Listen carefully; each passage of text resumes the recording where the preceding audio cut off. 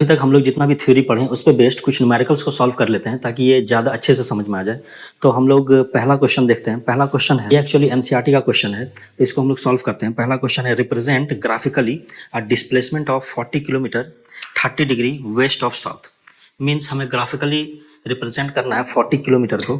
क्या रिप्रेजेंट करना है? 40 किलोमीटर को west of south, west of south, south से वेस्ट की तरफ। तो हम लोग सबसे पहले इसमें डायरेक्शन ड्रॉ करेंगे। ये नॉर्थ है, साउथ, ईस्ट, वेस्ट। एक लाइन ड्रॉ करना है वेक्टर जो कि 30 डिग्री हो, 30 डिग्री हो वेस्ट ऑफ साउथ। ये 30 डिग्री होगा west of south, means south से वेस्ट की तरफ 30 डिग्री। तो एक तो लाइन ड्रॉ करेंगे यहाँ से 30 डिग्री, 30 डिग्री साउथ से वेस्ट की तरफ। साउथ से शुरू हुआ, वेस्ट की तरफ जा रहा है 30 डिग्री, और ये लाइन का लेंथ है 40 किलोमीटर। तो इसको हम लोग 40 किलोमीटर से रिप्रेजेंट करेंगे। 40 किलोमीटर ये हो गया। अब देखो ये इसमें 40 किलोमीटर एक्चुअली ड्रॉ करना कॉपी में पॉसिबल नहीं है, तो हम लोग इसको स्केल इसमें रिप्रेजेंट करना जरूरी है। तो यहाँ पे हम लोग को लिखना होगा 1 centimetre is equals to 10 kilometre.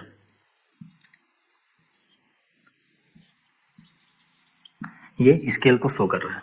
1 centimetre is equals to 10 kilometre. यहाँ पे ये 1 सेंटीमीटर के जगह पे अपने कन्वीनियंस के हिसाब से कुछ भी लिख सकते हैं।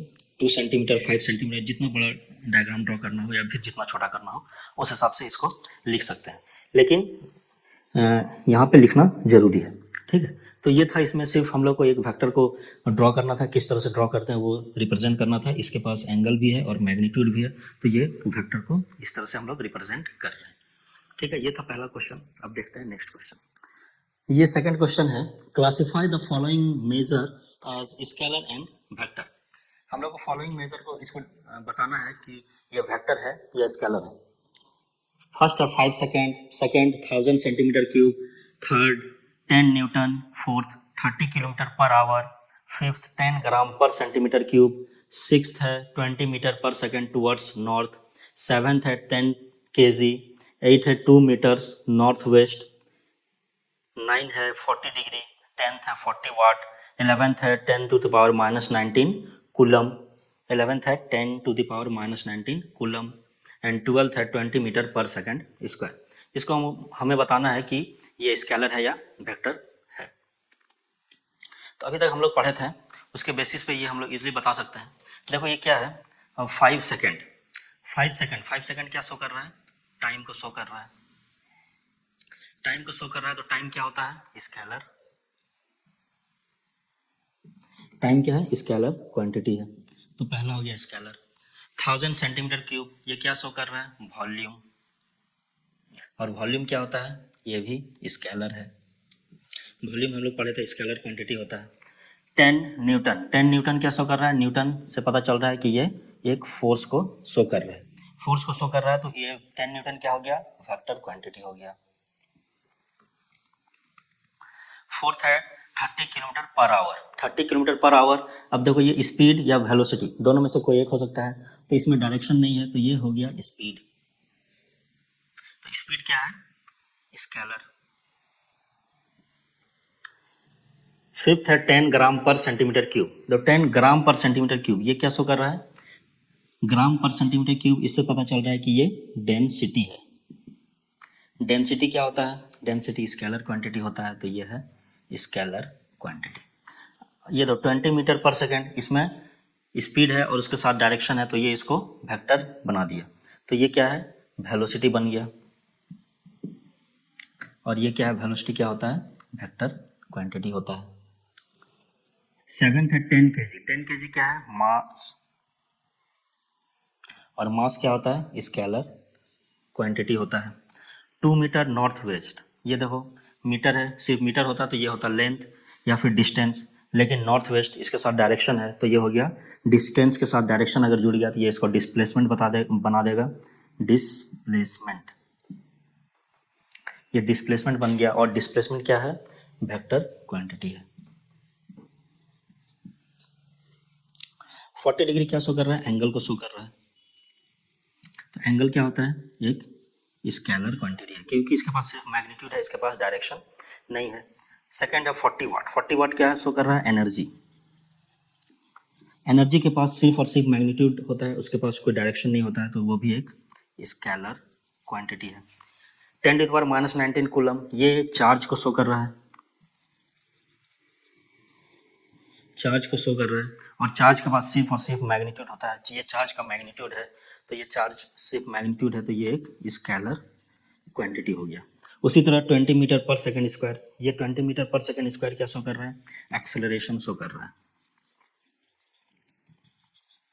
और एक्सेलरेशन के पास मैग्नीट्यूड भी होता है, डायरेक्शन भी होता है, और ये एक वेक्टर क्वांटिटी है। ठीक है, एक्सेलरेशन के पास मैग्नीट्यूड भी है और डायरेक्शन भी है। जिस डायरेक्शन में सपोज 50 किलोमीटर से ये मूव कर रहा है, 50 किलोमीटर पर आवर से मूव कर रहा है, तो अभी डायरेक्शन, एक्सेलरेशन का डायरेक्शन इस डायरेक्शन में है।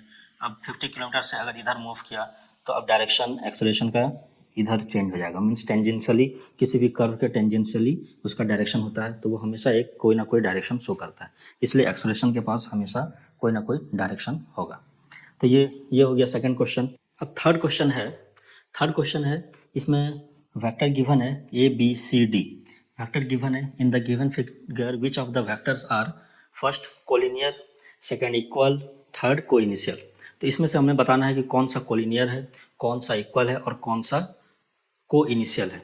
तो कोलिनियर फैक्टर किसे कहते हैं, कोई भी दो वेक्टर जो कि पैरेलल हो उसे हम कोलिनियर फैक्टर कह सकते हैं। तो यहाँ पे देखो ए और सी दोनों पैरेलल है, तो ए वेक्टर होगा, सी वेक्टर होगा। अब देखो यहाँ पे एक डी वेक्टर है, ये एक ही लाइन में है बट ये ऑपोजिट डायरेक्शन है, लेकिन कोलिनियर के लिए इसका पोजीशन क्या होना चाहिए, पैरेलल होना चाहिए, पैरेलल हो या फिर उसी लाइन में हो, लेकिन डायरेक्शन या मैग्नीट्यूड से कोई भी फर्क नहीं पड़ता है। तो हम लोग इसको बोल सकते हैं कि डी भी कोलिनियर है।